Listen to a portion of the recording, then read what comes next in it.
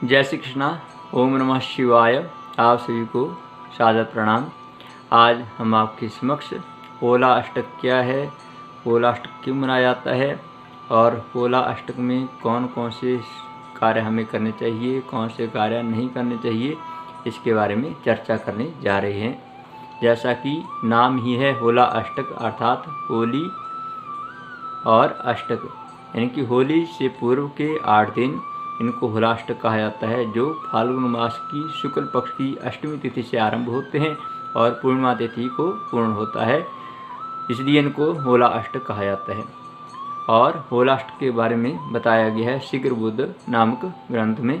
कहा गया कि शुक्ल अष्टमी समारंभ्य फाल्गुनस्य दिनाष्टकम पूर्णिमा बदिकम त्याज्य होलाष्टकम इदम शुभे, अर्थात इन 8 दिनों में फाल्गुन मास की शुक्ल पक्ष की अष्टमी तिथि से आरंभ होकर के पूर्णिमा तिथि तक कोई भी हमें शुभ कार्य नहीं करना चाहिए।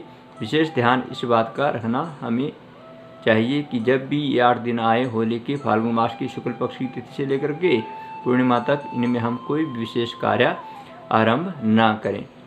इसलिए कहा गया क्योंकि इसमें जो ग्रहों का प्रभाव है वह बहुत उग्र हो जाता है, ग्रहों की स्थिति अनुकूल नहीं होती है, जिसके कारण इन 8 दिनों में होला अष्टक जो मनाए जाते हैं इनमें इनका विशेष ध्यान रखा जाता है।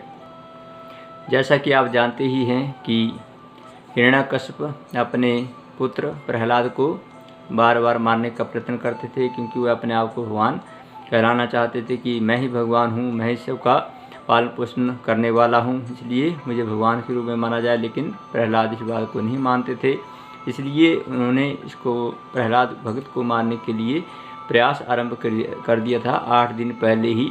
इसलिए इन 8 दिनों में नकारात्मक ऊर्जा का प्रभाव होता है और उनमें कौन कौन सी 8 दिन हैं इनके बारे में बताया गया कि अष्टमी के दिन चंद्रमा और नवमी के दिन सूर्य, दशमी के दिन शनि, एकादशी के दिन शुक्र, द्वादशी के दिन बृहस्पति और त्रयोदशी के दिन बुध, चतुर्दशी के दिन मंगल और पूर्णिमा के दिन राहु। इन सब ग्रहों की ऊर्जा का नकारात्मक प्रभाव व्यक्ति के जीवन में पड़ता है और इन 8 दिनों में कोई भी शुभ कार्य व्यक्ति को नहीं करना चाहिए। इसलिए जब भी हम कोई शुभ कार्य करें उससे हम इन 8 दिनों में विशेषकर ध्यान रखें, जिसमें 16 संस्कार हो गए या विवाह हो गया, गृह में वास्तु पूजा संबंधी रुद्र यज्ञ, वधु प्रवेश, नवचंडी यज्ञ, देवी देवताओं की प्राण प्रतिष्ठा, इन सब को इन 8 दिनों में नहीं करना चाहिए।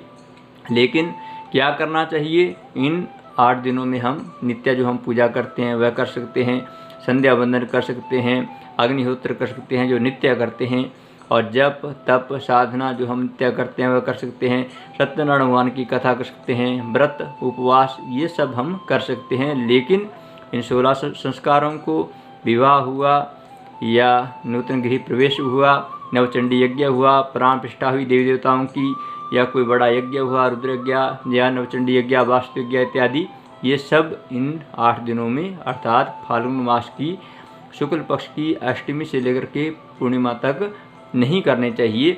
इन बातों का विशेष ध्यान हमें रखना चाहिए।